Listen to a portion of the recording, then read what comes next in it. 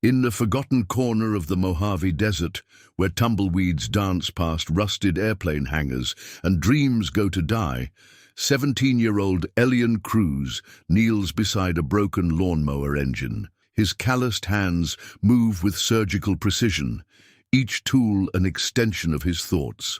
Around him, the desert stretches endlessly, but overhead, sleek private jets cut through the sky like silver promises of a world he'll never touch. When billionaire tech CEO Ava Linhart's jet breaks down at the local airfield, the ground crew decides to have some fun. They point to the mechanic's son covered in grease and say, "Hey kid, want to take a crack at a real engine?" They expect laughter, maybe some embarrassment. What they don't expect is for Elian to roll up his sleeves, pull out his father's weathered toolbox, and do something that will change everything.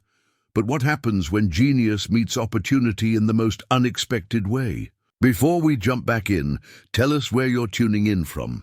And if this story touches you, make sure you're subscribed, because tomorrow I've saved something extra special for you. The sun rises over Barstow like a forge being lit, casting long shadows across Cruz Auto Repair, a weathered building that looks like it's been fighting the desert wind for 30 years and losing. The hand-painted sign, faded to the color of old rust, bears the name Miguel Cruz, in letters that were once bold blue, but now whisper their presence to passing motorists who rarely stop. Inside the cramped office, surrounded by towers of invoices and catalogs for parts that cost more than most families spend on groceries, Miguel Cruz sits hunched over a calculator that's older than his son. His fingers permanently stained with motor oil despite countless washings, punch numbers with the resigned rhythm of a man who knows the math never adds up the way hope suggests it should. Through the grimy window, he watches Elian work in the yard behind the shop. The boy moves between broken-down lawnmowers, ancient air conditioners, and the occasional motorcycle with the focused intensity of a surgeon. At 17, Elian possesses something Miguel never had at that age, a hunger for understanding that goes beyond fixing what's broken to imagining what could be better. Elian's workspace tells the story of a mind that refuses to accept limitations. Spread across a makeshift table constructed from sawhorses and a sheet of plywood are engineering textbooks borrowed from the library, their pages dog-eared and annotated in precise handwriting. Next to them sits his most precious possession, a cracked smartphone with a screen spider-webbed from too many drops onto concrete, yet still functional enough to stream MIT lectures and download technical manuals. The phone represents everything about Elian's world. Damaged but determined, limited but not defeated.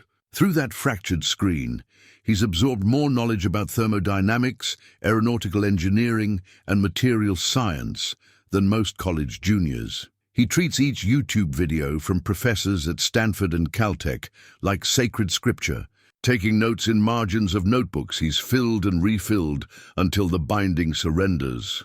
"Mijo," Miguel calls from the doorway, his voice carrying the particular weariness that comes from watching bills multiply faster than income. "Mrs. Henderson's here about her mower again." Elian looks up from where he's been studying the internal combustion cycle of a small engine, comparing it to the theoretical jet propulsion diagrams displayed on his phone. The transition from dreams to reality always requires a moment of adjustment, like eyes adapting from bright sunlight to shadow. Mrs. Henderson, 78 and stubborn as the desert itself, stands beside her ancient craftsman mower with the expression of someone who's outlived 3 husbands and isn't about to be defeated by garden equipment. "That boy of yours better not be charging me full price again," she announces, though her tone carries more affection than annoyance. "Last time he fixed it, it ran better than when I bought it new in 1987. This is Elian's reputation in their small community. The kid who doesn't just repair things but somehow makes them better. Neighbors bring him appliances that 3 other repair shops have declared dead, and he finds ways to resurrect them with improvements that shouldn't be possible given his limited resources. "No charge today, Mrs. Henderson." Elian says, wiping his hands on a rag that's seen more grease than a restaurant kitchen. I'm just testing a theory about airflow optimization in small engines. She squints at him with the suspicious appreciation of someone who doesn't understand the words, but recognizes competence when she sees it. You talk like those professors on television, but you work like your papa. That's good.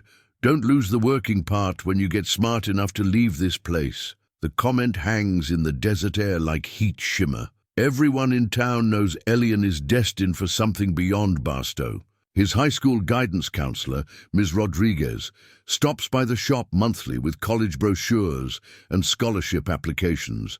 Each conversation a gentle reminder that genius trapped in a small town is like water trying to flow uphill. Possible, but requiring enormous pressure. But leaving means abandoning Miguel, whose arthritis makes every wrench turn an exercise in contained pain, whose business barely generates enough revenue to keep the lights on and food on their small kitchen table. The math of sacrifice doesn't balance any easier than the math of monthly expenses. Elian's bedroom reflects this tension between aspiration and obligation. Aerospace engineering posters share wall space with family photographs. Model airplanes. He's built from scratch, set beside school awards for mathematics and science. On his desk, college applications remain perpetually half-completed, caught between a future he wants and a present that needs him. The desert town of Barstow serves as an unlikely crossroads for dreams. Situated along Interstate 15, it's a place where travelers pause for gas and fast food before continuing to more important destinations. The local economy survives on truck stops, a few remaining Route 66 nostalgia businesses, and people like Miguel, who keep old things running when replacement costs more than repair. Above this modest landscape, private jets trace silver lines across endless blue sky. They carry passengers between Los Angeles and Las Vegas, Phoenix and San Francisco, their passengers never considering the lives unfolding 30,000 feet below. For Elian, those aircraft represent pure possibility, marvels of engineering that convert fossil fuel into defiance of gravity, that transform human dreams into mathematical reality. He knows their specifications by heart. Gulfstream G650s with Rolls-Royce BR725 engines producing 16,100 pounds of thrust, capable of flying 7,000 nautical miles at Mach 0.925. Cessna Citation X Plus aircraft with Rolls-Royce AE 3007C engines, cruise altitude of 51,000 feet, maximum speed approaching the sound barrier. Boeing business jets with CFM56 engines that power commercial airliners, adapted for luxury travel with custom interiors worth more than most people earn in a lifetime. Every evening, as the desert cools and the sky deepens to purple, Elian positions himself on the shop's roof with binoculars his father gave him for his 15th birthday. He tracks aircraft navigation lights, identifies models by their silhouettes, and imagines the engineering challenges involved in their design and construction. His notebook contains detailed observations, flight patterns, aircraft types, even weather conditions that affect performance. He's calculated fuel consumption rates, studied how altitude affects engine efficiency, and theorized improvements that could reduce emissions while increasing range. These aren't classroom exercises, but practical applications of principles he's teaching himself through online courses and library books. The local airfield, Barstow Daggett Airport, sits 15 miles east of town like a concrete prayer for significance in an empty landscape. Built decades ago with ambitions of commercial service, it now serves primarily private aircraft, making fuel stops during transcontinental flights. The facility employs 12 people, air traffic controllers, maintenance staff, fueling technicians, and security guards who spend most of their shifts reading paperback novels and watching desert wind move tumbleweeds across runways. For Elian, the airfield represents the closest he's ever been to his dreams. Twice weekly, he rides his bicycle the 15 miles to watch aircraft operations, studying maintenance procedures from a respectful distance, observing how professional aviation mechanics approach problems he's only read about in manuals. The ground crew tolerates his presence with the bemused patience adults reserve for ambitious children. They know him as the mechanic's kid who asks too many questions, unaware that his questions emerge from comprehensive theoretical knowledge most certified technicians lack. When they discuss engine problems, Elian's suggestions often prove surprisingly sophisticated, though delivered with the hesitant politeness of someone who understands his place in their hierarchy. His father worries about these bicycle trips, not from safety concerns, but from the fear that constant exposure to wealth and opportunity will make Elian dissatisfied with their simple life. Miguel's own dreams were smaller and more practical, owning a successful repair shop, providing stability for his family, earning respect through honest work performed with skill and integrity. But he recognizes something in his son that transcends his own experience. When Elian explains thermodynamic principles or discusses materials science applications, Miguel hears echoes of his late wife, Eleanor, who possessed the same hunger for understanding, the same ability to see connections others missed. She died when Elian was 12, leaving behind textbooks on mathematics and physics that became his inheritance and inspiration. The evening routine at the Cruz household follows patterns established by necessity and maintained by affection. Miguel returns from the shop as darkness softens the desert's harsh edges, his work clothes carrying the honest smell of motor oil and determination. Elian helps prepare simple dinners, beans and rice, occasionally chicken when finances permit, always accompanied by conversation about the day's mechanical challenges and theoretical discoveries. These kitchen table discussions reveal the depth of their relationship. Miguel may not understand quantum physics or aerodynamics, but he comprehends precision, problem-solving, and the satisfaction of making broken things work. When Elian describes his latest engineering insights, Miguel listens with the focused attention of someone who recognizes expertise regardless of its source or sophistication. Their conversations often extend past dinner into evening hours when the desert temperature drops enough to make sitting outside pleasant. On the small porch behind their rented house, surrounded by cactus gardens Elena planted years ago, they discuss everything from carburetor adjustments to the theoretical limits of supersonic flight. Miguel shares stories from his youth, lessons learned through decades of mechanical experience, wisdom accumulated through fixing everything from lawnmowers to semi-truck engines. Elian absorbs these narratives like technical specifications, understanding that practical knowledge and theoretical understanding must combine to create true expertise. But lately, their conversations carry undertones of approaching change. College. Applications await completion. Scholarship deadlines approach with calendar inevitability. The future demands decisions that will reshape their relationship and redefine their lives. Neither speaks directly about this tension, but it influences every discussion about Elian's discoveries, every mention of his academic achievements, every moment when aircraft pass overhead, carrying passengers toward destinations that seem impossibly distant from their desert home. The weight of unspoken expectations settles over their small world like evening shadows, marking the end of one phase of their lives and the uncertain beginning of whatever comes next. Tuesday morning arrives with the particular stillness that precedes significant events, though neither Elian nor Miguel recognizes the day's potential as they follow their established routines. The desert air carries the clean scent of sage and the distant promise of heat that will make afternoon work nearly unbearable.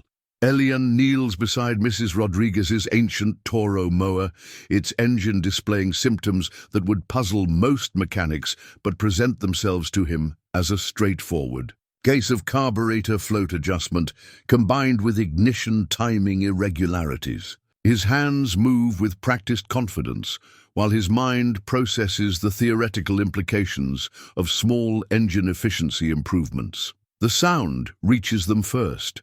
The distinctive whine of jet engines spooling down from cruising altitude followed by the deeper rumble of aircraft configured for landing.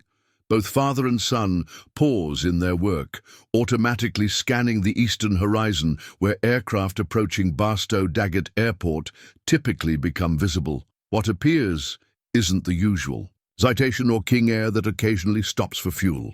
This aircraft commands attention even from 15 miles away.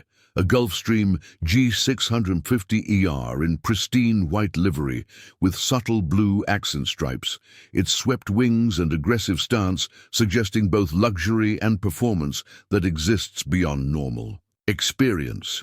Someone important's having a bad day, Miguel observes, noting how the aircraft's approach seems steeper than normal. How its landing gear deploys earlier than optimal procedure suggests. Elian recognizes the signs immediately. Engine trouble, he says, his voice carrying the certainty of someone who's studied every aspect of turbofan operation. Probably thermal efficiency loss in the high-pressure compressor section. They're compensating with increased descent rate to maintain airspeed without full power. 20 minutes later, Miguel's radio crackles with communication from the airfield. "Miguel, you there? This is Danny at Barstow Daggett. We got ourselves a situation. Danny Morales has worked ground crew at the airport for 8 years. Long. Enough to develop friendship with Miguel based on mutual respect for mechanical competence and shared appreciation for cold beer after difficult workdays." His voice carries unusual tension, the kind that accompanies problems beyond normal experience. Rich lady's fancy jet decided to quit cooperating about 50 miles out, Danny explains. Made it down safe, but the engine's making sounds that definitely ain't supposed to happen. Our maintenance guy's off sick, and the nearest authorized service center's in Vegas. She's not happy about being stuck here. Miguel glances toward Elian, who's abandoned all pretense of working on the mower, and is clearly straining to hear every word of the conversation. What kind of sounds? Like expensive metal eating itself from the inside. The pilot says it started during cruise and got progressively worse.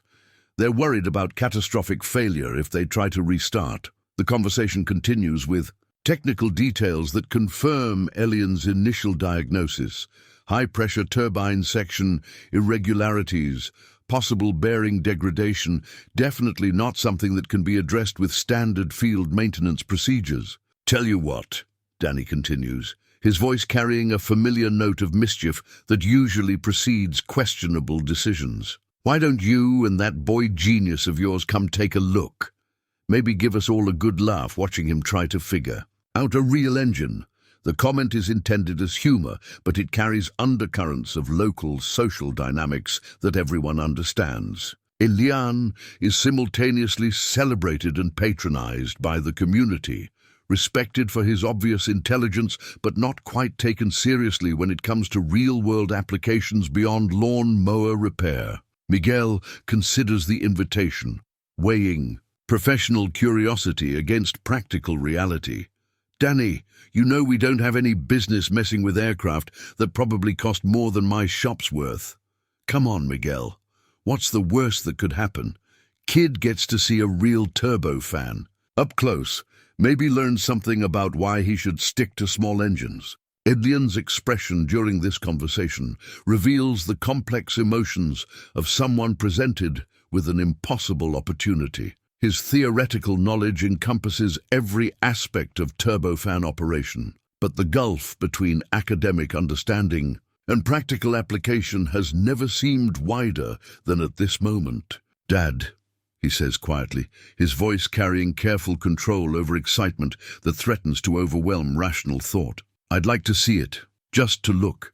I promise I won't touch anything." Miguel recognizes the hunger in his son's voice, understands that this represents a chance to experience his dreams in tangible form, rather than through fractured smartphone screens and library books. Against his better judgment, He agrees to drive to the airfield. The Gulfstream G650ER sits on the tarmac like a sculpture designed to demonstrate humanity's conquest of physics. Even motionless, it suggests speed and precision that transcend ordinary transportation. Its engines, housed in nacelles that blend, function with aesthetic perfection, represent engineering achievements that incorporate decades of research, billions of dollars in development costs, and materials science that pushes the boundaries of what's possible. Elian approaches the aircraft. With reverence typically reserved for sacred spaces, his eyes catalogue every visible detail: the precise alignment of exterior panels, the sophisticated curves of engine intakes designed to manage airflow at speeds approaching Mach 1, the landing gear that must support 47,000 pounds, while maintaining structural integrity during operations that generate forces equivalent to small earthquakes. The ground crew watches his approach with tolerant amusement. To them, he's a local curiosity, the smart kid who thinks he understands things beyond his experience. They've seen his type before, young men who confuse theoretical knowledge with practical competence, who believe academic achievement translates directly to real-world capability. "So what do you think, Professor?" Danny asks, his tone carrying friendly condescension. "Think you can figure out what's wrong with a $30 million aircraft?" Elian ignores the patronizing tone, his attention focused entirely on diagnostic observation. He walks slowly around the aircraft, noting subtle details that professional mechanics might overlook. Slight discoloration around the problematic engine's exhaust nozzle, indicating thermal stress beyond normal parameters. Vibration patterns, visible in dust accumulated on engine surfaces. The particular way shadows fall across cooling vents that suggest internal structural irregularities. "The problem's in the high-pressure turbine section," he says quietly, his voice carrying matter-of-fact certainty that makes the ground crew exchange glances. Specifically, bearing degradation in the number 2 bearing assembly, complicated by thermal expansion issues affecting rotor clearances. Danny's smirk falters slightly. "How could you possibly know that?" The discoloration pattern around the exhaust indicates asymmetric thermal distribution, the vibration signatures visible in surface dust suggest rotor imbalance that would result from bearing wear. The engine shutdown procedure probably involved gradual power reduction rather than immediate cutoff, which means the crew recognized progressive rather than catastrophic failure. The technical accuracy of his analysis creates uncomfortable silence among professionals who suddenly realize this teenager understands their work better than some certified mechanics. The ground crew's comfortable assumptions about local hierarchy and expertise begin shifting in ways that make everyone involved reassess their initial judgments. From inside a black limousine parked near the terminal building, Ava Linhart observes this interaction with growing interest. At 52, she's built her fortune by recognizing exceptional capability regardless of its packaging or presentation. Her technology empire emerged from similar moments when conventional wisdom failed to acknowledge unconventional talent. She watches Elian's analysis with the focused attention of someone who's made billions by identifying potential that others overlook. His technical knowledge impresses her, but his approach to the problem reveals something more valuable: genuine understanding combined with intellectual humility that comes from learning through necessity rather than privilege. "So if you're so smart," Danny challenges, his defensive tone revealing bruised professional pride, "what would you do to fix it?" Elian considers the question carefully, understanding that his answer will determine whether this moment becomes a learning experience or a humiliating demonstration of overconfidence. He approaches the engine with reverence for both its complexity and its value, aware that his next words will either validate his knowledge or expose the limitations of theoretical understanding. "I'd need to see the internal components to be certain," he says finally, But based on the symptoms, I think the solution involves recalibrating the bearing preload while adjusting the thermal expansion coefficients to compensate for rotor clearance irregularities. It's not a standard repair procedure, but it's possible if you understand the relationship between thermal dynamics and mechanical tolerances. The ground crew stares at him with expressions that combine skepticism with grudging respect. His proposed solution demonstrates knowledge that shouldn't exist in someone who's never worked on aircraft engines. Yet the technical details align perfectly with their professional experience. Inside the limousine, Ava Linhart makes a decision that will change multiple lives. She steps out of the vehicle and approaches the group with the purposeful stride of someone accustomed to commanding attention and respect. Ava Linhart's presence transforms the entire dynamic of the airfield gathering. She moves with the controlled confidence of someone who's navigated boardrooms where billion-dollar decisions hang on moments of insight, where recognizing talent before competitors do means the difference between market dominance and irrelevance. At 52, Ava carries herself with the particular poise that comes from building something significant from nothing, from proving skeptics wrong through sustained excellence rather than lucky breaks. Her company, Linhart Innovations, emerged from a Stanford dorm room 28 years ago and now influences technology development across multiple industries. She's learned to trust her instincts about people, especially when those instincts contradict conventional wisdom. "Excuse me," she says, her voice carrying enough authority to immediately focus everyone's attention. "Did this young man just accurately diagnose my engine problem without any diagnostic equipment?" Danny Morales straightens reflexively, suddenly, aware that casual workplace banter has evolved into something requiring more professional consideration. "Ma'am, he's just a local kid who thinks he knows about engines. We were just having some fun with him." "I see." Ava's tone suggests she sees considerably more than Danny intended to reveal. She turns toward Elian with the direct gaze of someone accustomed to evaluating potential under pressure. "What's your name?" "Elian Cruz, ma'am." His voice carries respectful attention without subservience, the natural dignity of someone who's never been given reason to feel inferior, despite economic circumstances that might suggest otherwise. "And where did you learn about turbofan engines?" Elian, the question opens territory that Elian's learned to navigate carefully. Adults often react poorly when teenagers demonstrate knowledge that exceeds their expectations, especially when that knowledge comes from unconventional sources rather than formal education. Online courses, mostly. MIT and Stanford publish lectures on thermodynamics and aerospace engineering. I've been working through their curricula during evenings and weekends. Ava processes this information with the analytical framework she applies to evaluating potential investments. Self-directed learning indicates motivation that transcends external requirements. Advanced coursework suggests intellectual capacity capable of handling complex challenges. Most importantly, practical application of theoretical knowledge demonstrates the kind of integrative thinking that distinguishes exceptional minds from merely intelligent ones. "Show me your analysis," she says simply. Elian approaches the engine with renewed focus, aware that his explanation now carries consequences he can't fully comprehend.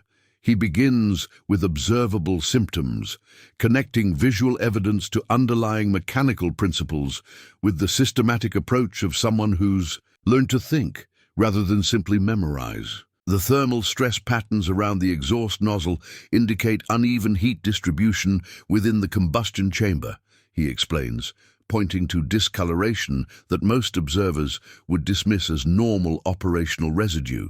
This suggests that one or more fuel injectors are operating outside optimal parameters, probably due to mechanical vibration affecting spray patterns. He continues his analysis, identifying secondary symptoms that support his primary diagnosis while demonstrating understanding of how aircraft engines operate as integrated systems rather than collections of independent components. His explanations reveal familiarity with materials science, thermodynamics, and mechanical engineering that would impress university professors. Ava listens with the concentrated attention she reserves for presentations that could influence major business decisions. She recognizes not just technical knowledge, but the methodical thinking process that transforms information into insight, the intellectual framework that enables continued learning and adaptation. What would be required to implement your proposed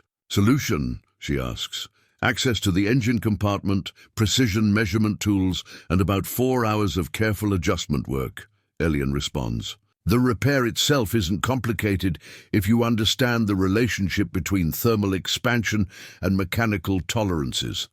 Most mechanics approach these problems by replacing components rather than recalibrating existing systems. Miguel has remained silent during this exchange, watching his son demonstrate capabilities that exceed even his proud paternal expectations. But he also recognizes the dangerous territory they're entering, a world where good intentions and theoretical knowledge might not provide adequate protection against consequences of failure. "Ma'am," Miguel interjects respectfully, "my son's very smart, but he's never actually worked on aircraft engines. This is probably not the right situation for experimenting." Ava appreciates the father's protective instincts while recognizing the limitation they represent. Throughout her career, she's encountered countless individuals whose practical caution prevented them from achieving extraordinary results, who chose safety over significance and wondered why opportunities passed them by. "What if we approach this differently?" she suggests. What if Elian worked under supervision, with experienced mechanics guiding the process while he applies his theoretical knowledge to practical problem solving? The proposal creates tension between opportunity and responsibility that everyone present understands. Success could validate Elian's capabilities and open doors to futures none of them previously imagined. Failure could damage expensive equipment while humiliating a young man whose confidence might not recover from such public failure. Danny exchanges glances with his colleagues, recognizing that their casual joke has evolved into a situation requiring actual decisions with real consequences. "Ma'am, our insurance probably doesn't cover letting unauthorized personnel work on aircraft." "My aircraft, my insurance, my decision," Ava responds with finality that ends that particular line of objection. She pulls out her phone and makes a brief call to her corporate legal team, arranging liability coverage and documentation that will protect everyone involved. While she handles administrative details, Elian studies the engine with renewed intensity, understanding that this opportunity might never occur again.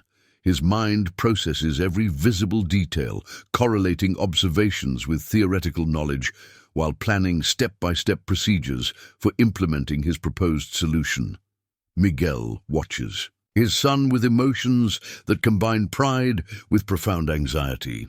He spent 17 years protecting Elian from situations where failure carries serious consequences, creating an environment where learning occurs safely and mistakes provide education rather than devastation. But he also recognizes that continued protection might become limitation, that some opportunities require accepting risks that careful parenting would normally avoid. The tension between safety and potential defines every parent's deepest challenge, knowing when to shelter and when to support independent growth. "Dad," Elian says quietly, his voice carrying mature understanding of the stakes involved. "I know this is scary, but I've been preparing for something like this my whole life.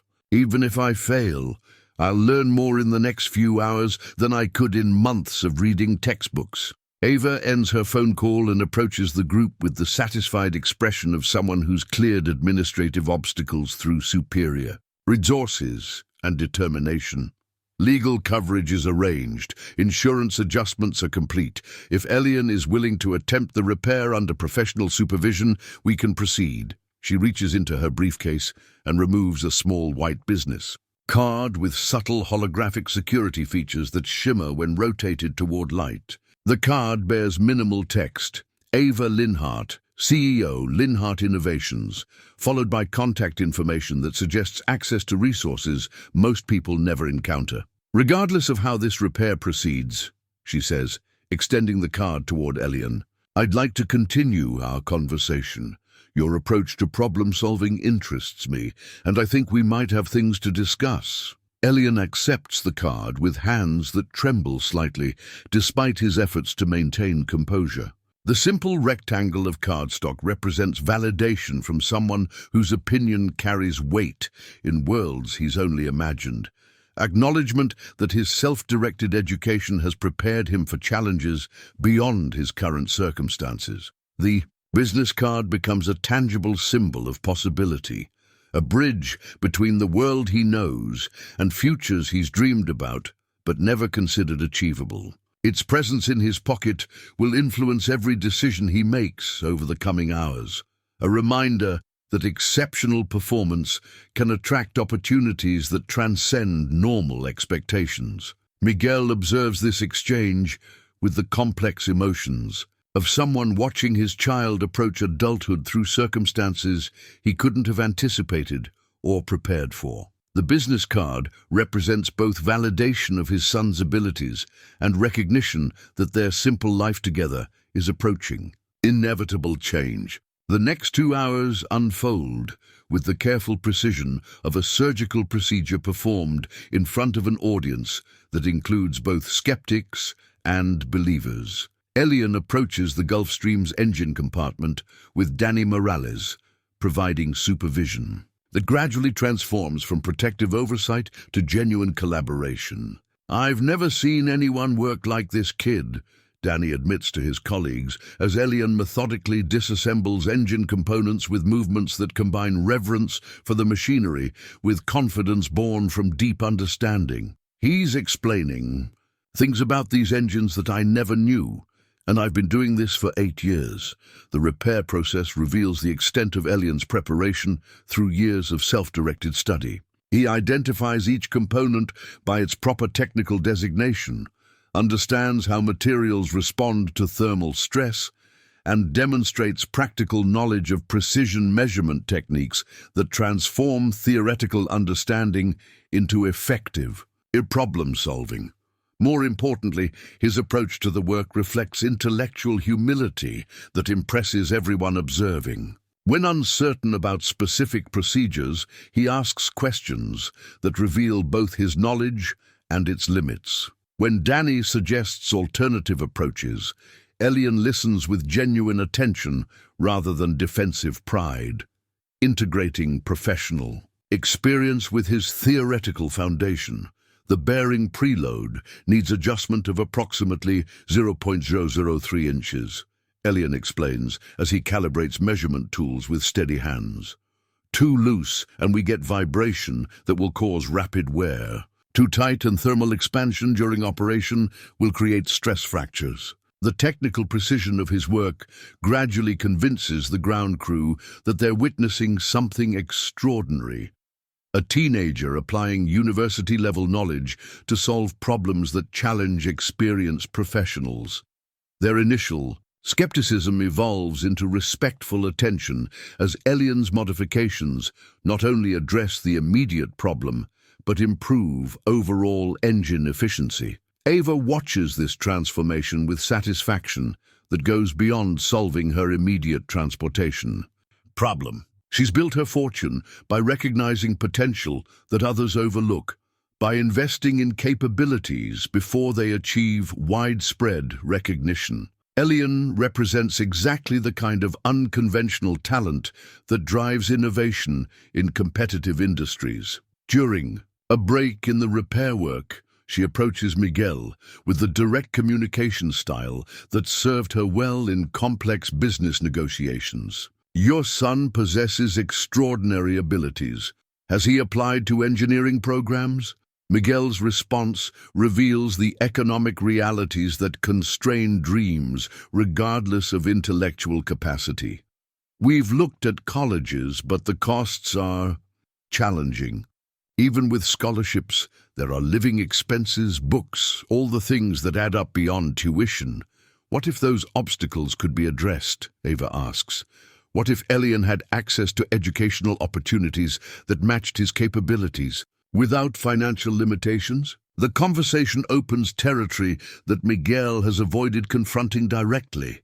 The recognition that his son's potential exceeds what their current circumstances can support, that extraordinary abilities might require extraordinary opportunities, even if they disrupt family relationships he values deeply. Meanwhile, Elian completes the engine modifications with results that exceed everyone's expectations. Not only does the engine operate within normal parameters, but his adjustments improve fuel efficiency by approximately 3%, while reducing operational noise levels by measurable amounts. "This is impossible," one of the flight crew members observes as he reviews post-repair performance data. These improvements shouldn't be achievable with field modifications using standard tools. Elian's success creates a moment of recognition that transcends the immediate situation. The ground crew, initially dismissive of his capabilities, now treat him with respect typically reserved for master craftsmen. The flight crew, accustomed to working with certified technicians from major service centers, acknowledge that his work surpasses professional standards they encounter regularly, but the most significant recognition comes from Ava herself. As the Gulfstream's engines spin up for departure, she makes a decision that will reshape multiple lives in ways none of them can fully anticipate. "Elian," she says, her voice carrying the authority of someone accustomed to making offers that change destinies. "I operate a technology incubator in Silicon Valley that identifies and develops exceptional young talent. We provide educational opportunities, mentorship, and resources for individuals who demonstrate unusual potential." She pauses, allowing the implications of her words to register fully. "The program is highly selective. We typically recruit from elite universities and established research institutions, but occasionally we encounter someone whose capabilities transcend conventional pathways." Miguel feels his world shifting in ways that combine opportunity with loss, recognition that his son's future might require separation that protective paternal instincts want to avoid. Yet he also understands that Elian's abilities deserve chances their current circumstances cannot provide. "What would this involve?" Miguel asks, his voice careful with emotions he's trying to control. "Completion of high school education while participating in advanced engineering projects. Access to resources including laboratory facilities, research, equipment, and collaboration with leading scientists and engineers. Mentorship relationships with industry professionals who can guide his development." Ava's description outlines opportunities that sound like fantasy to people accustomed to measuring progress in terms of monthly bills paid on time and use textbooks purchased when budgets permit new learning materials. Yet her presence and the reality of Elian's just completed engine repair suggest that extraordinary possibilities might exist beyond normal expectations. "Where would this happen?" Elian asks, his voice carrying controlled excitement mixed with awareness of what acceptance might require. "Palo Alto, California. Our main facility includes dormitories for program participants, dining services, recreational amenities, and educational resources that support intensive learning experiences." The geographic distance between their desert home and Silicon Valley represents more than mere miles. It suggests transformation from familiar relationships and comfortable routines toward futures that promise growth at the cost of everything currently defining their lives together. That evening, after Ava's departure and return to their small house, father and son sit on their back porch, discussing possibilities that seem both wonderful and terrifying. The business card rests on the table between them, its holographic security features, catching starlight like promises of worlds beyond their experience. "Mijo," Miguel says finally, his voice carrying paternal love mixed with recognition of approaching change. "This is your decision. But whatever you choose, know that I'm proud of what you accomplished today." Elian stares toward the eastern horizon, where aircraft navigation lights trace paths across desert sky toward destinations that no longer seem impossibly distant. "Dad, what if I'm not ready? What if I go there and discover that fixing one engine doesn't mean I can succeed in their world? Then you'll learn from the experience and try again," Miguel responds, with the practical wisdom of someone who's faced countless challenges through determination rather than superior resources. "But what if you don't try and spend the rest of your life wondering what might have been possible?" The conversation continues past midnight, exploring implications and possibilities, while crickets provide soundtrack to discussions that will determine how their relationship evolves through changes neither of them can fully anticipate. By dawn, Elian has reached his decision. The acceptance letter to Linhart Innovation Academy, which arrives by special courier 3 days later, confirms the beginning of the most significant transformation either of them has ever experienced. 6 weeks later, Elian stands at the entrance of Linhart Innovation Academy with a duffel bag containing everything he owns and a head spinning from cultural displacement that makes him question every assumption about his preparedness for this opportunity.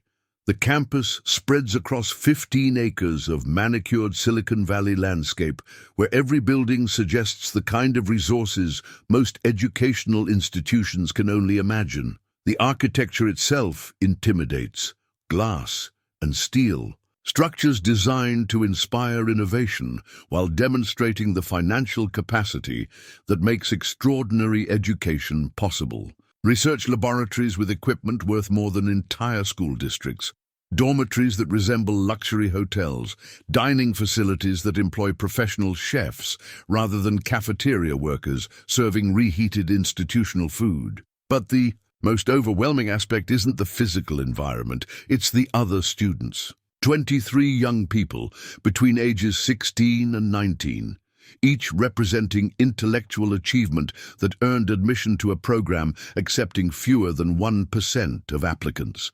They arrive with parents who drive luxury vehicles, discuss college strategies involving multiple Ivy League options, and treat Elian's presence with polite curiosity that barely conceals their confusion about how someone from his background gained admission. "Where did you prep?" asks Madison Wright, 17 years old, with the confident bearing of someone who's never questioned her place in elite environments. Her father owns 3 biotechnology companies.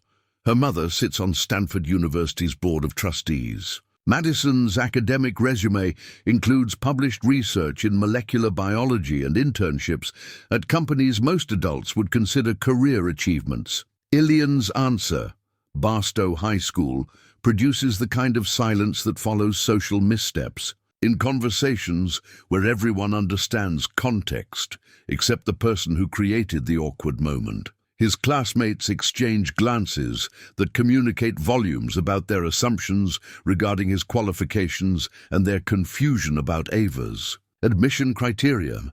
The academic program intensifies these social challenges rather than providing refuge from them. While Elian's theoretical knowledge rivals or exceeds that of his peers, their educational backgrounds equip them with presentation skills, collaborative experience, and academic confidence that his self-directed learning couldn't replicate. During his first major project presentation, a proposal for improving fuel cell efficiency in automotive applications, Elian's technical analysis impresses the faculty, while his delivery reveals gaps in his preparation for this environment. He stumbles over terminology that his classmates use naturally, struggles with presentation software they've mastered through years of elite education, and fails to anticipate questions that seem obvious to peers accustomed to academic competition. Interesting. Theoretical framework, comments Dr. Sarah Chen,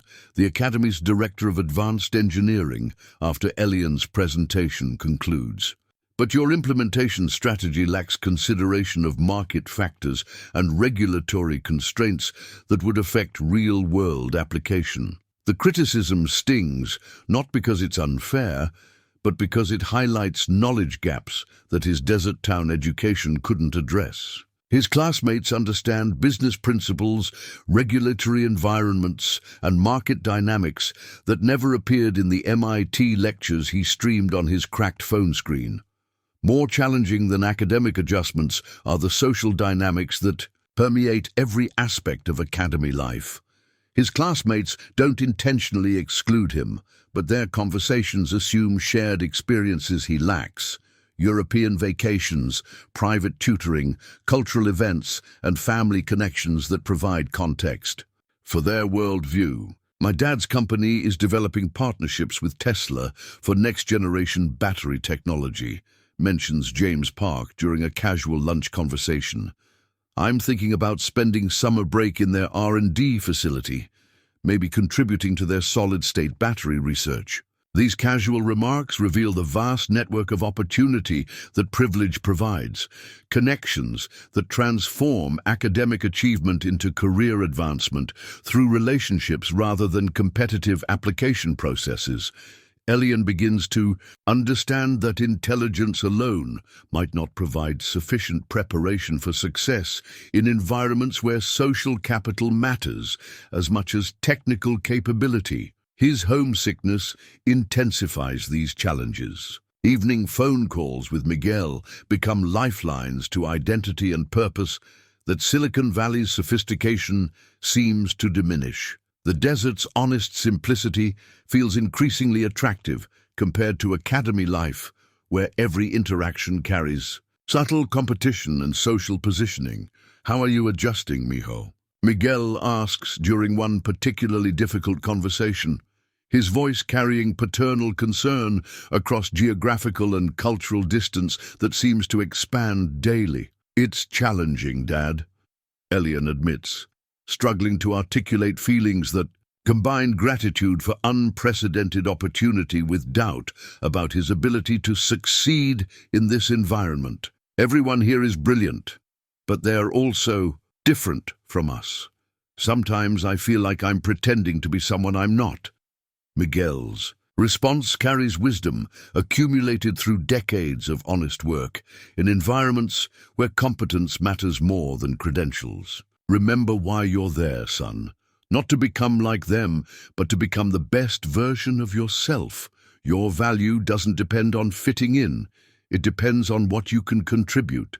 The conversation provides emotional anchoring that helps Elian refocus on his core purpose, developing capabilities that will enable him to create technology serving people often forgotten by progress. His background might limit his familiarity with elite social codes, but it provides perspective on real-world problems that privileged education can't replicate. This renewed sense of purpose leads him to begin work on a project that will define his academy experience, a revolutionary clean energy engine design that combines aerospace efficiency with environmental sustainability. The concept emerges from his understanding that technological advancement should address practical needs rather than simply demonstrating intellectual sophistication. Working alone in the Academy's Advanced Fabrication Laboratory during evening, hours when most students attend social events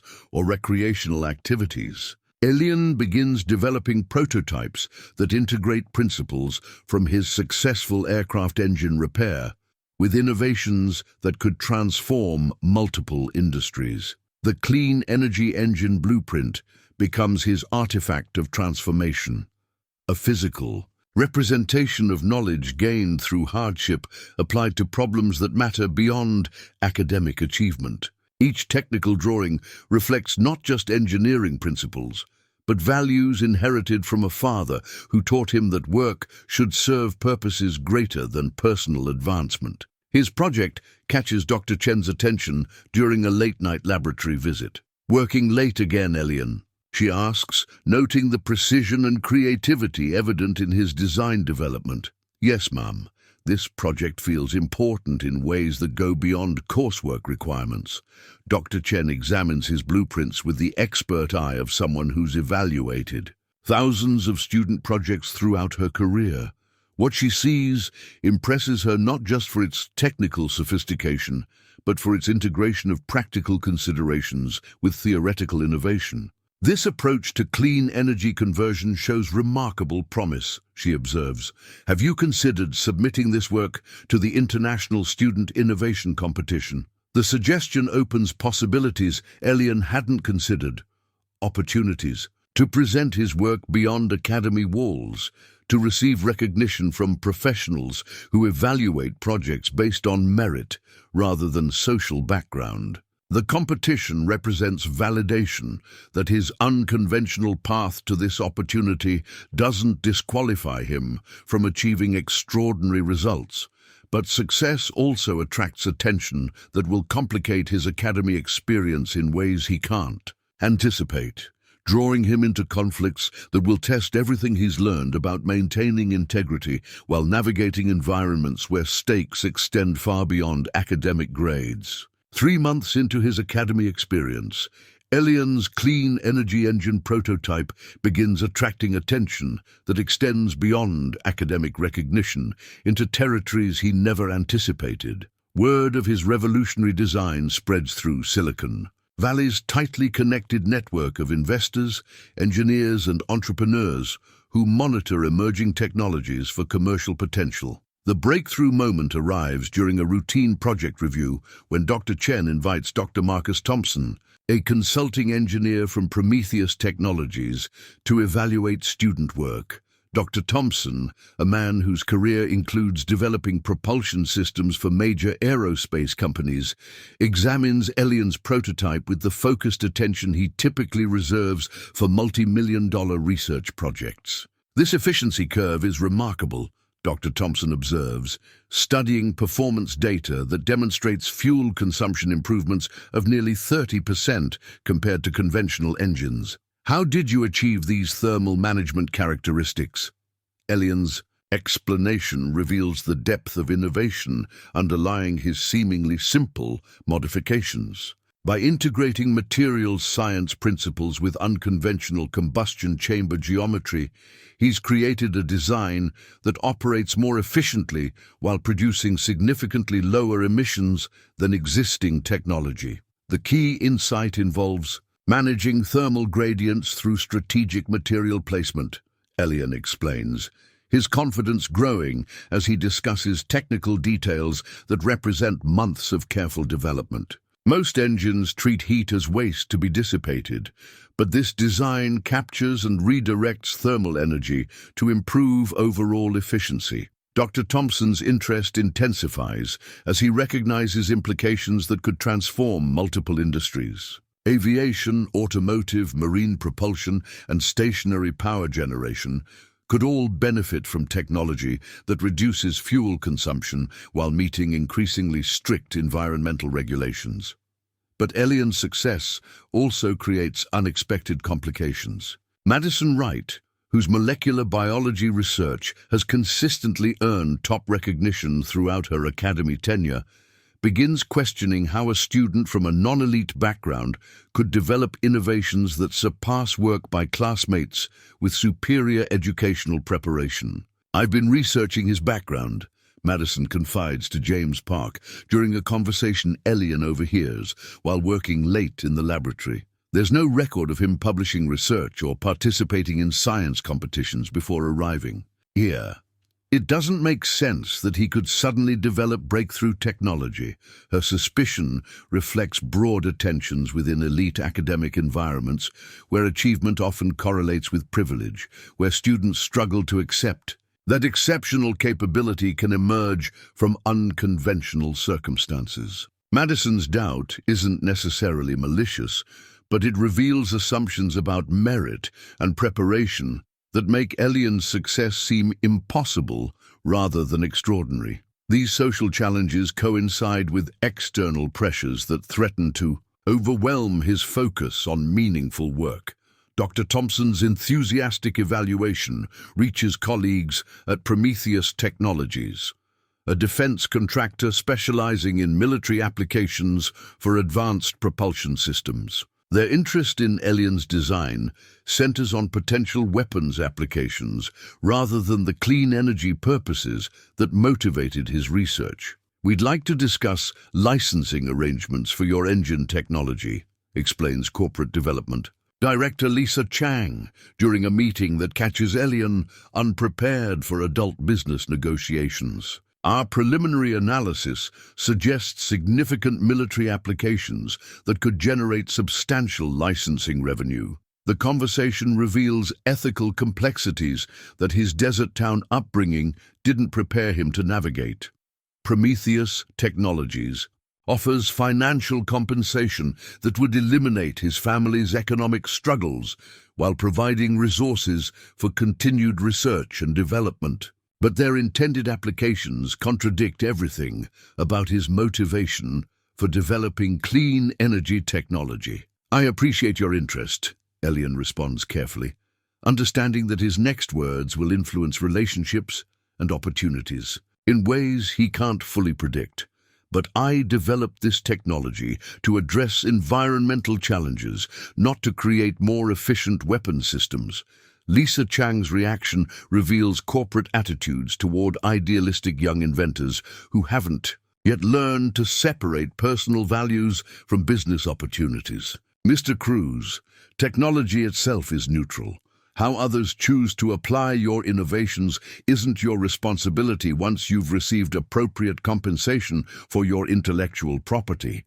The pressure to compromise his values intensifies when he discovers that confidential design documents have somehow reached competitors without his knowledge or permission. Stolen design documents surface at 3 different technology companies, each claiming independent development of suspiciously similar innovations that incorporate Elian's most significant breakthrough concepts. The corporate espionage revelation devastates him in ways that go beyond financial concerns or academic recognition. Someone with access to academy facilities has violated trust that made his research possible, transforming his sanctuary for learning into an environment where success creates vulnerability rather than security. Dad, I don't know who to trust. Here, Elian admits during an emotional phone conversation that reveals how isolation and pressure have affected his confidence. People I thought were friends might be stealing my work. Companies want to use my technology for purposes I never intended. Sometimes I think I should just come home. Miguel's response carries paternal wisdom that transcends geographical distance. Mijo, remember what your mother used to say about storms. They don't last forever, but they show you what's really strong and what just looks strong. This situation will show you who deserves your trust and who doesn't. The conversation provides emotional grounding that helps Elian refocus on core principles, rather than external pressures that threaten to compromise his integrity. He decides to continue developing his technology while implementing security measures that protect his intellectual property from further theft. But protection requires understanding who has access to his work and why confidential information reached corporate competitors. His investigation reveals uncomfortable truths about academy relationships and the complex motivations that drive behavior in environments where academic achievement intersects with significant financial opportunities. The breakthrough in understanding comes when he discovers security camera footage showing Madison Wright photographing his design documents during late evening hours when she assumed the laboratory would be empty. Her theft wasn't motivated by malicious intent, but by desperate need to maintain academic standing in a program where her previous advantages no longer guarantee success. Confronting Madison requires maturity that his desert town experience couldn't provide, but his father's teachings about honor and forgiveness guide him toward resolution that protects his interests while acknowledging her circumstances. I know you've been copying my designs, he says during a private conversation that allows her to maintain dignity while addressing the situation directly. I understand the pressure you're feeling, but this has to stop. Madison's response reveals vulnerability hidden beneath her confident facade. You don't understand what it's like to have everyone expect excellence and then watch someone from nowhere surpass everything you've achieved. My parents invested hundreds of thousands of dollars in my education, and now they're questioning whether I belong here. Her explanation doesn't excuse theft, but it illuminates pressures that privilege can create, expectations that become burdens when natural ability proves insufficient for meeting standards that family investment creates. Elian begins to understand that his classmates face different but equally challenging struggles in environments where achievement determines identity and worth. The resolution involves establishing clear boundaries while offering collaboration that could benefit both of them. Rather than pursuing punishment that would destroy Madison's academic career, Elian proposes joint research that leverages her molecular biology expertise with his engineering innovations to create even more significant breakthroughs. This decision reflects values inherited from a father who taught him that strength should protect rather than punish, that success means lifting others rather than defeating them. The phone call arrives at 2:47 a.m. on a Tuesday night, jarring Elian from sleep with the particular urgency that accompanies family emergencies. Miguel's voice carries controlled panic that immediately eliminates any trace of drowsiness and fills Elian with dread that makes his heart race before he fully understands the situation. "Mijo, I need you to come home. There's been a problem with the shop and I need your help with something important." The vague explanation triggers alarm bells that years of father-son communication have trained Elian to recognize. Miguel's careful word choice suggests circumstances requiring discretion, problems that can't be discussed freely over phone lines that might not provide privacy for sensitive conversations. "Dad, what kind of problem? Are you hurt? Is everything okay?" "I'm fine, son. But this involves your work at the academy. And I think you need to see something I found while cleaning out your grandfather's old military footlocker." The mention of his grandfather's belongings creates confusion that intensifies Elian's concern. His grandfather died when Elian was 8, and Miguel rarely discussed his father's military service, except in vague terms that suggested ordinary, enlisted experience, rather than anything particularly significant or relevant to current circumstances. The 6-hour drive from Palo Alto to Barstow provides too much time for speculation and worry. Elian's mind cycles through possibilities ranging from health crises to financial disasters, but Miguel's specific mention of academy-related problems suggests connections he can't identify without additional information. Arriving at the family home shortly after dawn, Elian finds his father waiting with an expression that combines nervous anticipation with emotions too complex to interpret easily. The kitchen table holds an open military footlocker containing documents, photographs, and official papers that seem to contradict everything Elian believed about his family's history. "Sit down, mijo," Miguel says, his voice carrying weight that transforms their familiar kitchen into a space for revelations that will reshape fundamental assumptions about identity and capability. "There are things about your grandfather that I never told you, things I thought weren't important until you started working with aircraft engines." The first document Miguel places on the table is a military service record identifying Technical Sergeant Eduardo Cruz as a specialized aircraft maintenance technician assigned to classified projects at Edwards Air Force Base from 1962 to 1984. The official designation, Advanced Propulsion Systems Specialist, accompanies security clearance documentation that indicates access to highly sensitive technology development programs. "Your grandfather wasn't just a regular mechanic," Miguel explains, watching Elian process information that contradicts every assumption about his family's background. He worked on experimental aircraft that wouldn't be acknowledged publicly. For decades, some of the projects he maintained are still classified. Elian examines photographs showing his grandfather alongside aircraft he recognizes from aerospace history, early stealth prototypes, experimental hypersonic vehicles, and advanced propulsion systems that pushed the boundaries of what seemed possible during the Cold War era.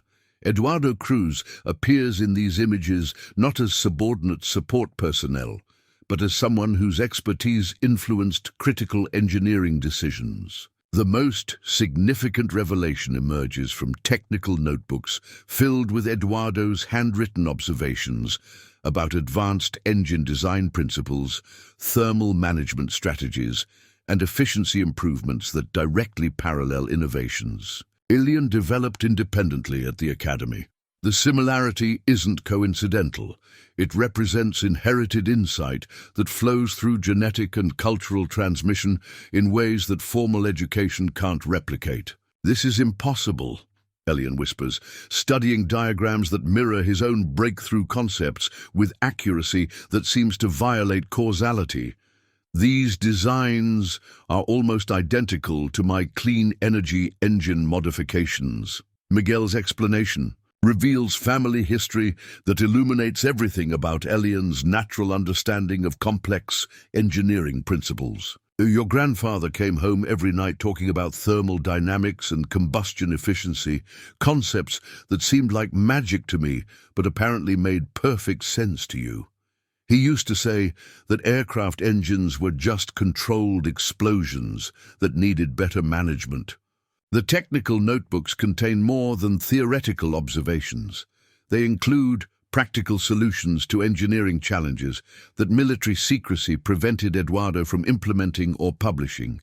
His innovations could have revolutionized civilian aviation decades ago, but classification requirements buried breakthrough technology that might have transformed multiple industries. "Why didn't you tell me about this before?" Elian asks, struggling to reconcile this revelation with years of believing his mechanical aptitude emerged from nowhere, rather than representing inherited expertise passed down through generations. "Your grandfather made me promise never to discuss his military work unless it became necessary," Miguel explains. He was proud of his service, but worried about how classification restrictions might affect family members who showed similar interests. "When you started working with aircraft engines, I realized it might be time to break that promise." The revelation recontextualizes everything about Elian's academy experience, explaining not just his natural understanding of complex systems, but also the source of intuitive insights that impressed professional engineers. His breakthrough innovations weren't miraculous achievements by an untrained teenager. They represented inherited knowledge applied through modern understanding and contemporary material science. But this discovery also creates new complications that threaten everything he's built at the Academy. The technical similarities between his work and his grandfather's classified research could raise questions about intellectual property rights, security clearances, and the legitimate ownership of innovations that might be considered derivative of government technology. More immediately threatening is the realization that corporate espionage targeting his designs might have broader implications than simple theft of student research. If his innovations incorporate principles developed through classified military programs, the stolen documents could represent security breaches with national defense implications that extend far beyond academy politics. "Dad, this changes everything," Elian says, understanding that his success at the Academy might now require legal and security reviews that could complicate or eliminate his educational opportunities. "If my designs are based on classified technology, I might not legally own my own innovations." Miguel's response reveals practical wisdom that his son's academic environment couldn't provide. "Your grandfather always said that knowledge belongs to whoever can use it to help people." The government classified his work to prevent enemies from benefiting, not to stop his family from continuing his research. The conversation extends through morning hours as father and son examine documents that illuminate Eduardo's contribution. to aerospace advancement while revealing the personal cost of serving national security interests that required lifelong silence about professional achievements. His innovations improved aircraft performance and pilot safety, but classification requirements prevented him from receiving public recognition or financial benefit from breakthrough technology. "There's something else," Miguel says, retrieving a sealed envelope marked with Eduardo's handwriting, "for my grandson, if he inherits the gift." Inside, Elian finds a letter written in precise technical language that demonstrates his grandfather's awareness that mechanical aptitude might pass to future generations who could apply inherited insights to contemporary challenges. The letter explains Eduardo's decision to document his innovations despite classification restrictions, creating a technical legacy that could guide descendants who showed similar capabilities. His detailed notes weren't intended to circumvent security requirements, but to preserve knowledge that might otherwise disappear when military projects ended or personnel retired. "Your gift isn't coincidence," the letter concludes. "It's inheritance from generations of men who understood that machines serve people, not the other way around. Use what you've inherited wisely, and remember that true innovation serves those who need it most." Reading his grandfather's words provides emotional connection across decades and validates everything about Elian's approach to engineering challenges. His focus on clean energy applications, his resistance to military commercialization of his technology, and his commitment to accessible innovation all reflect values that Eduardo embedded in documented knowledge passed down through family relationships. But this revelation also requires immediate action to protect both his academic standing and his family's security. If corporate competitors have stolen designs that incorporate classified technology principles, their attempts to commercialize his innovations could trigger government investigations that threaten everyone involved. The drive back to Palo Alto carries new urgency as Elian realizes that his academy experience has evolved beyond educational opportunity into circumstances requiring adult decision-making about loyalty, security, and the responsible application of inherited knowledge that could influence national and international interests. The plot twist transforms his understanding of personal identity while creating stakes that extend far beyond academic achievement or career advancement, setting the stage for conflicts that will test everything he's learned about integrity, courage, and the responsible use of exceptional capabilities. The revelation about his grandfather's classified work transforms Elian's return to the academy into a mission requiring strategic thinking that his engineering education never addressed. He carries Eduardo's technical notebooks and military documents in a locked briefcase, understanding that this information could either validate his innovations or destroy everything he's built over the past months. His first priority involves consulting with Dr. Chen about the legal and security implications of his discovery. Her office, lined with awards from prestigious engineering organizations and patents from breakthrough research projects, provides appropriate setting for conversations that could influence multiple careers and institutional relationships. "These documents are extraordinary," Dr. Chen observes after examining Eduardo's technical notebooks with the expert attention she applies to evaluating cutting-edge research proposals. "Your grandfather's insights into thermal management and combustion efficiency were decades ahead of their time. Some of these principles are just now being explored by major aerospace companies, but her professional admiration quickly gives way to concern about implications that extend beyond academic recognition. Elian, if your innovations incorporate classified technology principles, we need to address intellectual property questions and security clearance requirements before this situation becomes more complicated." The conversation reveals complexities that transform his clean energy engine project from student research into circumstances requiring legal expertise, government consultation, and institutional protection that the Academy must provide to avoid regulatory complications that could affect their educational mission and federal funding relationships. Dr. Chen's first step involves contacting the Academy's legal counsel to arrange classified document review and security clearance evaluation.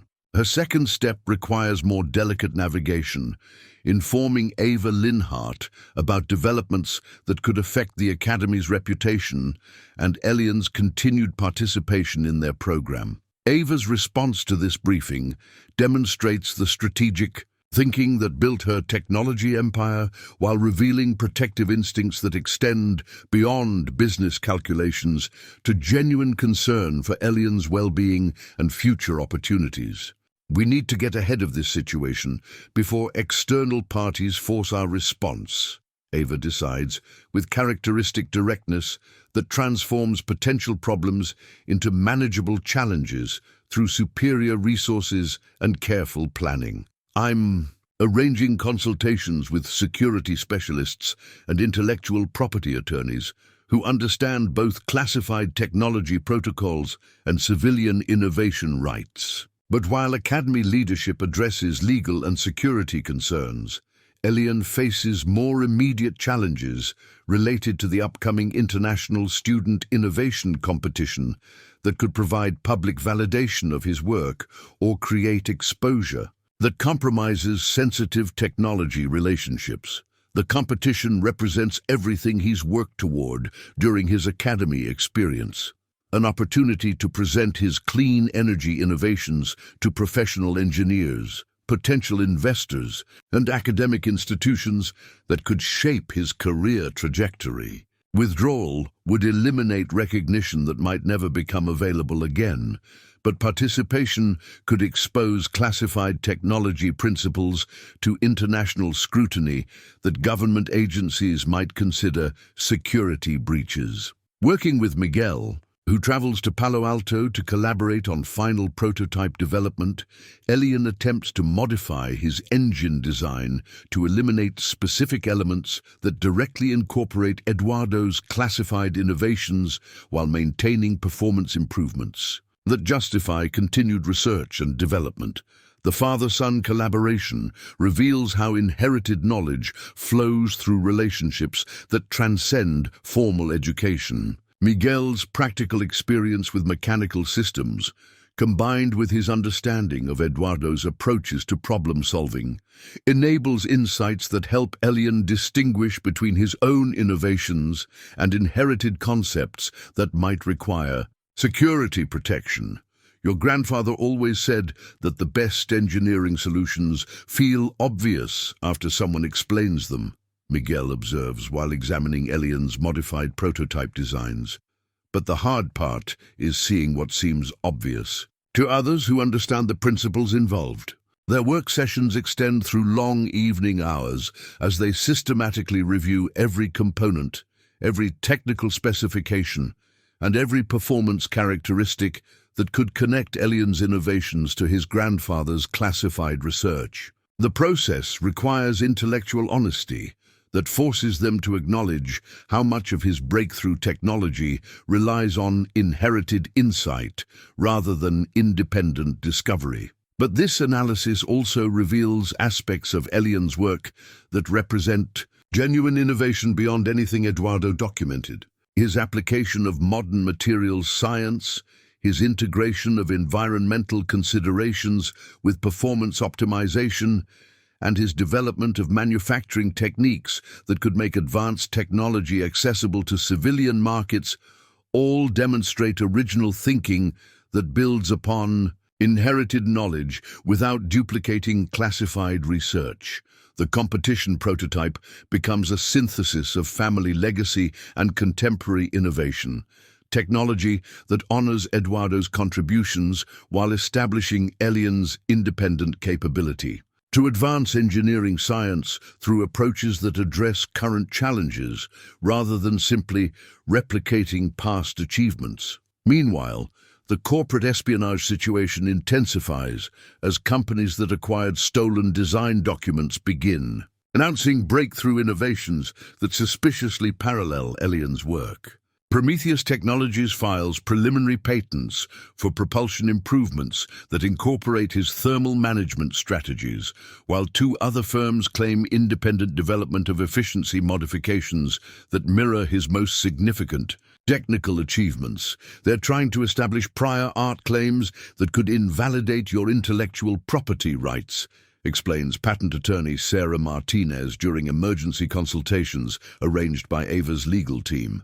If they can demonstrate that their innovations preceded your documented research, they might be able to claim ownership of technology you actually developed. The legal maneuvering creates time pressure that forces decisions about competition. Participation before security reviews can provide definitive guidance about classified technology implications. Elian must choose between protecting potential intellectual property through public demonstration of his innovations or avoiding exposure that might compromise both personal opportunities and national security interests. His decision emerges from values inherited through family relationships rather than strategic calculations about career advancement or financial benefit. Eduardo's letter emphasized that innovation should serve people who need technological advancement, not corporations seeking competitive advantage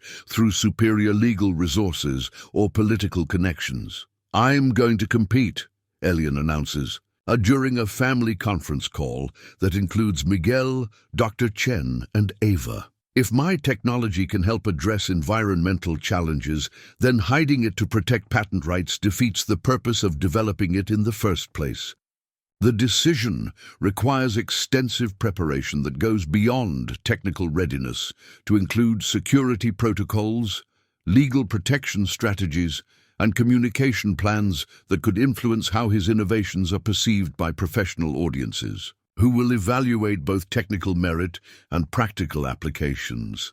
Ava coordinates resources that transform Elian's competition preparation into a comprehensive campaign involving public relations specialists, technical writers, and presentation coaches who understand how to communicate complex innovations to diverse audiences that include potential investors, academic evaluators, and media representatives. "Your story matters as much as your technology," explains Communications Director Rachel Foster during intensive coaching sessions designed to help Elian articulate both technical achievements and personal motivations that could influence how audiences interpret his innovations.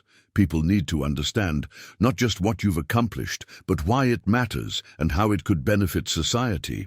The coaching process reveals aspects of Elian's background that could strengthen rather than undermine his credibility with professional audiences. His self-directed education, his family's working-class values, and his commitment to accessible innovation all represent advantages in environments where authenticity and practical understanding increasingly matter more than elite credentials or privileged access to resources. But preparation also requires confronting personal anxieties about public exposure that could affect his family's privacy and security. Media attention focused on his grandfather's classified work might create government scrutiny that complicates Miguel's business relationships or attracts unwanted attention from competitors seeking additional intelligence about technical capabilities that enabled Elian's breakthrough innovations. "Mijo," Miguel reassures him during one of their evening preparation sessions, "your grandfather chose to serve his country by protecting important technology. Now you're choosing to serve by sharing technology that could help everyone. Both choices require courage, but yours might help more people than his ever could." The conversation provides emotional grounding that helps Elian focus on fundamental purposes rather than external pressures that threaten to overwhelm his confidence. His clean energy engine represents not just technical achievement, but family, Legacy applied to contemporary challenges through values that prioritize service over personal advancement. Final prototype testing reveals performance characteristics that exceed even Elian's optimistic projections. The engine demonstrates fuel efficiency improvements of 32% compared to conventional designs, while reducing emissions by nearly 40%, and operating with noise levels that make it suitable for urban applications where environmental impact matters as much as performance capability. But most importantly, the testing validates manufacturing approaches that could make advanced technology affordable for applications serving communities and populations that typically lack access to cutting-edge innovations. Elian's design philosophy emphasizes not just superior performance, but practical accessibility that could benefit developing regions, small businesses, and individuals who need efficient technology but can't afford premium pricing that typically accompanies breakthrough innovations. The night before departure for the international competition, Elian sits in his dormitory room, organizing technical documents, presentation materials, and personal items that will accompany him to what might become the most significant 3 days of his life. The competition prototype sits on his desk like a metallic promise that inherited knowledge and individual determination can combine to create solutions that serve purposes greater than personal achievement or corporate profit. His final phone call with Miguel carries emotions that both recognize might mark the end of one phase of their relationship and the beginning of something neither can fully anticipate. Success could validate everything they've sacrificed and worked toward, but it will also inevitably change their lives in ways that require continued adaptation and growth. The International Student Innovation Competition takes place at the San Francisco Convention Center, where 300 of the world's most promising young engineers gather to present breakthrough technology that could reshape multiple industries. The venue's scale intimidates even experienced presenters.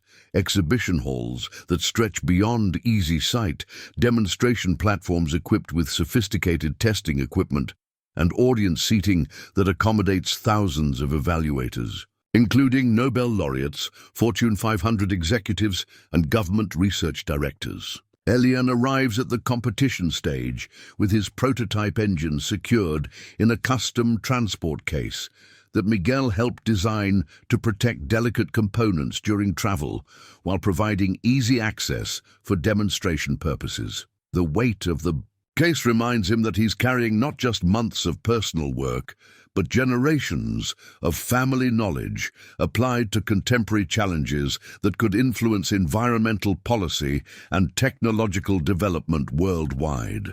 The competition stage itself represents the ultimate testing platform, a raised area surrounded by measurement equipment that will evaluate every aspect of his engine's performance in real time, while projecting results to audiences that include some of the most knowledgeable engineers in the world. The transparency of the evaluation process eliminates any possibility of hiding technical limitations or exaggerating performance claims. Ladies and gentlemen, announces competition director Dr. James Harrison, whose own research contributions include breakthrough innovations in renewable energy that earned him international recognition. Our next presenter is Elian Cruz from Linhart Innovation Academy, demonstrating advances in clean energy propulsion technology. Miguel sits in the audience wearing his best shirt, and the expression of paternal pride mixed with nervous anticipation that accompanies watching children face challenges that will determine their futures. Beside him, Ava observes with the analytical focus she applies to evaluating investment opportunities that could influence her company's strategic direction and market positioning. But scattered throughout the audience are representatives from Prometheus Technologies and other companies that acquired stolen design documents, their presence creating additional pressure as they evaluate how Elian's public demonstration might affect their own patent claims and commercialization strategies. Elian approaches the demonstration platform with his prototype engine, his hands steady despite internal tension that makes his heart race, while his mind focuses on technical details that have occupied months of development and refinement. The audience represents everyone whose opinion could influence his future. Academic evaluators who might offer research opportunities, industry representatives who could provide career paths, and media observers who will shape public perception of his innovations. Thank you for this opportunity to present technology that addresses environmental challenges while maintaining performance standards required for practical applications. Elian begins, his voice carrying confidence that emerges from deep understanding rather than artificial presentation coaching. His introduction explains not just technical specifications, but underlying motivations that connect personal values with engineering solutions. This clean energy engine represents my attempt to bridge the gap between advanced technology and accessible innovation, creating solutions that could benefit communities worldwide rather than just markets that can afford premium pricing. The technical demonstration begins with baseline measurements that establish his engine's performance characteristics using standardized testing protocols that eliminate subjective evaluation in favor of quantifiable results that professional engineers can verify independently. The first measurement, fuel efficiency, produces results that cause visible reactions throughout the audience. 32% improvement over conventional engines exceeds projections that most industry experts considered optimistically impossible using current technology and material science. How is this level of efficiency possible? Asks Dr. Elena Rodriguez, a propulsion systems specialist from Boeing, whose own research focuses on exactly the kind of innovations Elian's engine demonstrates. His explanation reveals technical sophistication that impresses professional engineers while remaining accessible to general audiences who might not understand complex thermodynamic principles, but can appreciate practical implications of improved efficiency and reduced environmental impact. The key innovation involves managing thermal gradients through strategic material placement and combustion chamber geometry that captures waste heat for conversion into additional propulsive force, Elian explains, using pointer and projected diagrams to illustrate concepts that combine theoretical physics with practical engineering applications. The second measurement, emissions reduction, produces even more dramatic results. 40% reduction in harmful emissions while maintaining performance represents the kind of environmental breakthrough that government regulators and environmental organizations have demanded but rarely achieved through conventional technological approaches. But the most impressive aspect of his demonstration isn't technical performance.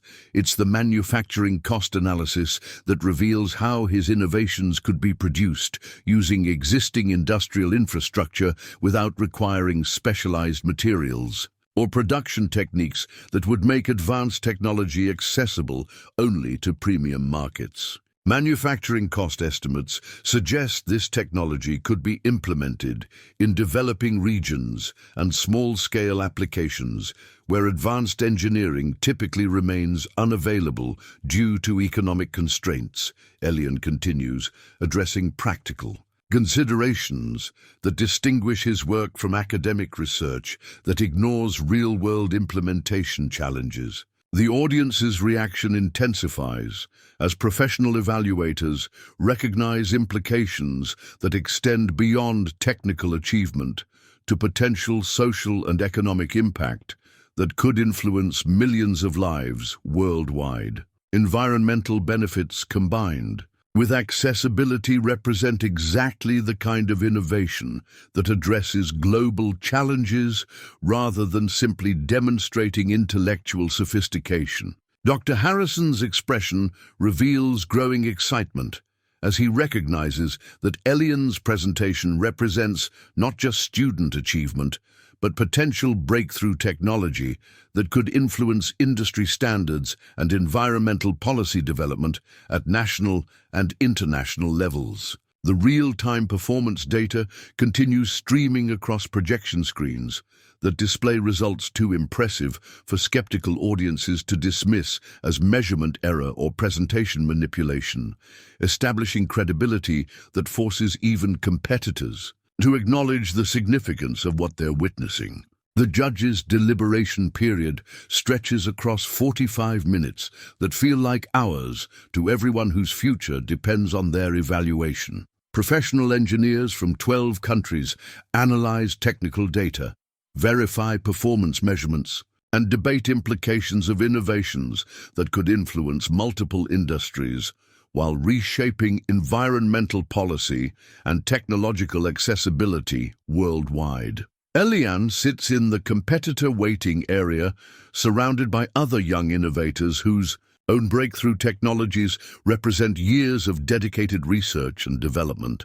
But the conversations around him feel distant and muffled, as if the weight of anticipation has created a protective barrier that shields him from external distractions, while his mind processes everything that led to this moment. Miguel remains in the audience, declining offers from Ava and Dr. Chen to join them in VIP seating areas that would provide more comfortable accommodations for waiting through judge deliberations. He prefers staying among general audience members whose reactions to Elian's presentation reflected genuine surprise and admiration rather than professional evaluation or competitive analysis. That boy's engine could change everything, he overhears. An aerospace engineer telling her colleague, 32% efficiency improvement isn't just impressive, it's revolutionary. If those numbers hold up in extended testing, every transportation company in the world will want this technology. But other conversations reveal the broader implications that extend beyond technical achievement to economic and social impact that could affect millions of lives. Environmental advocates discuss how accessible clean energy technology could accelerate adoption in developing regions where cost considerations typically prevent implementation of advanced innovations. Meanwhile, representatives from companies that acquired stolen design documents engage in urgent phone conversations with corporate leadership, recognizing that Elian's public demonstration has established prior art claims that could invalidate their patent applications while exposing their industrial espionage to legal scrutiny that might result in significant financial penalties. "We need immediate damage control," one corporate representative says into his phone with barely controlled panic. "This kid just proved he developed everything we've been claiming as our own innovations. Our patent applications are worthless, and our licensing agreements could be voided if this gets out." The irony isn't lost on observers who recognize that corporate attempts to steal and commercialize student research have backfired spectacularly, creating legal exposure while validating exactly the kind of accessible innovation that Elian's technology represents.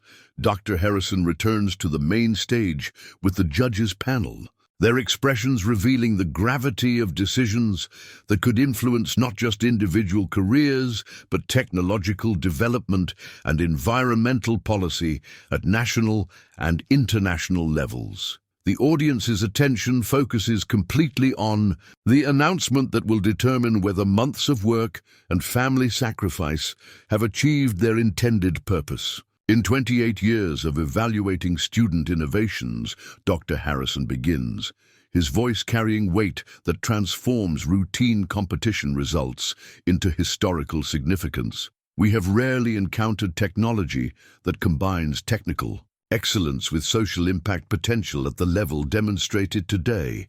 The preamble creates tension that makes everyone lean forward, understanding that exceptional praise often precedes either extraordinary recognition or disappointing qualification that diminishes apparent success. The judge's unanimous decision recognizes not just breakthrough engineering achievement, but innovation that could influence environmental protection and technological accessibility worldwide. Dr. Harrison continues, building toward announcement that will change multiple lives in ways none of them can fully anticipate. The International Student Innovation Competition's first place award, along with a $50,000 research grant and guaranteed patent protection support, goes to Elian Cruz for clean energy propulsion technology that represents the kind of innovation our world needs most. The announcement triggers standing ovation that begins with professional engineers and spreads throughout the audience as recognition of achievement that transcends academic competition to represent hope for technological solutions that could address environmental challenges while serving communities typically excluded from advanced innovation benefits. Elian approaches the stage with emotions that combine overwhelming gratitude with profound recognition that this moment validates not just personal effort but family legacy and values that shaped his approach to engineering challenges. The trophy and patent certificate he receives represent tangible proof that inherited knowledge, applied through contemporary understanding, can create solutions that serve purposes greater than individual advancement. But more significant than awards or recognition is the realization that his success has established credibility and resources that will enable continued research and development focused on accessible clean energy technology that could benefit millions of people worldwide. His acceptance speech reflects values inherited through family relationships rather than presentation coaching or strategic communication planning. This recognition belongs to everyone who taught me that engineering should serve people who need innovation most, especially my father, who showed me that honest work creates value, and my grandfather, whose dedication to advancing technology while serving his country provided the foundation for everything I've accomplished. The speech acknowledges inherited knowledge while claiming ownership of innovations that build upon family legacy through contemporary applications that address current challenges rather than simply replicating past achievements. Miguel's expression during his son's speech reveals paternal pride that encompasses not just technical achievement, but recognition that values transmitted through family relationships have guided Elian towards success that honors their shared commitment to serving others through competent, honest work. The ceremony concludes with media interviews and networking opportunities that will shape Elian's future career while establishing relationships with professionals who can provide guidance, resources and collaboration opportunities that could influence technological development and environmental policy for decades to come. But the most meaningful moment occurs when father and son embrace after the ceremony, recognizing that their sacrifice and dedication have achieved validation that exceeds their most optimistic hopes, while opening possibilities neither previously dared imagine. 6 months after the competition victory that changed everything, Elian stands in the construction zone that will become the Cruz Linhart Technology Center, watching concrete foundations take shape in the desert landscape where his dreams first began. The building site occupies 5 acres adjacent to Barstow Daggett Airport, creating symbolic connection between his humble origins and the extraordinary future that engineering excellence has made possible. The Technology Center represents more than educational facility. It embodies principles that guided his entire journey from broken lawnmower repairs to international recognition. Advanced engineering education will be accessible to students regardless of economic background, while practical application opportunities will connect theoretical knowledge with real-world problem-solving that serves community needs. "It's going to be beautiful, mijo," Miguel observes, consulting architectural plans that show laboratory spaces, classrooms, and workshop areas designed to inspire innovation while maintaining connection to practical applications that address authentic challenges. Your grandfather would be proud to see his legacy creating opportunities for other young people who have the gift but not the resources. The construction project reflects partnership between Elian's competition prize money, Ava's corporate investment, and federal grants that recognize the center's potential to advance both education and economic development in regions typically overlooked by major technology initiatives. Local contractors employ community members who take pride in building something that will benefit their children and grandchildren.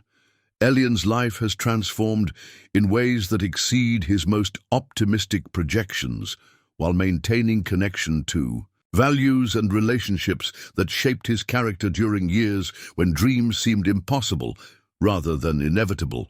His clean energy engine technology has attracted licensing agreements with major automotive and aerospace companies, generating revenue that funds continued research while ensuring widespread implementation of innovations that address environmental challenges. But financial success matters less than the knowledge that his technology will benefit millions of people worldwide through improved efficiency and reduced environmental impact. Manufacturing partnerships in 12 countries will make advanced propulsion systems accessible to developing regions where transportation costs affect economic development and individual opportunity. The first production units are scheduled for delivery next month, Sarah Chen reports during their weekly progress meeting. She left her position at the Academy to serve as Chief Technology Officer for Cruz Linhart Innovations, the company they established to develop and commercialize clean energy solutions that maintain focus on accessibility rather than premium market positioning. Sarah's career transition reflects broader changes that Elian's success has enabled. Madison Wright, whose initial theft of his designs led to collaborative research that benefited both of them, now serves as head of materials science development, applying her molecular biology expertise to create components that enhance engine performance while reducing manufacturing costs. Our newest alloy combinations are testing 37% stronger than conventional materials, while costing 15% less to produce, Madison reports, with enthusiasm that reflects personal transformation from desperate competition to meaningful collaboration. This could make advanced technology accessible to markets we never previously considered viable. The Technology Center's educational programs begin next month, with 48 students selected from high schools throughout the southwestern United States. Admission criteria emphasize potential and motivation rather than previous achievement or economic advantage, creating opportunities for young people whose circumstances might otherwise prevent access to advanced engineering education. Evening phone calls with Ava, who divides her time between Silicon Valley operations and overseeing the Technology Center's development, reveal how his success has influenced her own perspective on education and innovation. "You've reminded me why I got into this business originally," she admits during one conversation. "It wasn't about creating another profitable technology company. It was about using innovation to solve problems that matter." Her company's expansion into accessible clean energy represents strategic shift toward market opportunities that combine financial sustainability with social impact. Elian's approach to engineering challenges has demonstrated that advanced technology can serve broader purposes while maintaining competitive performance and reasonable profitability. But the most meaningful transformation involves his relationship with Miguel, whose auto repair shop has evolved into specialized facility serving clients throughout Southern California who seek expertise with advanced propulsion systems. Father and son work together several evenings each week, applying inherited knowledge and contemporary innovation to challenges that range from classic car restoration to prototype development for startup companies. Remember when you thought fixing Mrs. Henderson's lawnmower was complicated? Miguel jokes during one of their collaborative repair sessions, watching Elian calibrate fuel injection systems with precision that reflects years of theoretical study combined with practical experience inherited through family relationships. The lawnmower repair skills that seemed modest during his teenage years now provide foundation for innovations that influence international technology development and environmental policy. His success validates the dignity of honest work while demonstrating how practical competence can support extraordinary achievement when combined with determination and proper opportunities. The Technology Center's blueprint, framed on the wall of his temporary office, represents completion of the circle that began with a cracked phone screen in his father's auto shop. The building will provide other young people with resources he could only dream about. During years when MIT lectures viewed through spider-webbed glass constituted his entire connection to advanced engineering education. What's next for you? Reporters ask during interviews that accompany the center's groundbreaking ceremony. His answer reflects values inherited through family relationships rather than strategic career planning or corporate advancement calculations. We're going to keep developing technology that helps people while training the next generation of engineers who understand that innovation should serve everyone, not just those who can afford premium pricing. He responds, watching earth-moving equipment prepare foundations for dreams that have become architectural reality. The Technology Center represents beginning rather than culmination of his mission to democratize access to advanced engineering while maintaining focus on environmental responsibility and social impact. Clean energy solutions under development could influence transportation, power generation, and industrial applications worldwide, creating economic opportunities while addressing climate challenges that affect everyone, regardless of economic status or geographic location. But success has also taught him that achievement creates responsibility to ensure that opportunity extends beyond personal advancement to benefit communities and individuals who face similar challenges to those his family experienced during years when dreams required more faith than evidence. As evening settles over the construction site and desert stars begin appearing in darkening sky, Elian reflects on the journey from impossible aspirations to extraordinary reality, understanding that the greatest innovation might be creating systems that enable other young people to transform their own dreams into contributions that make the world better for everyone.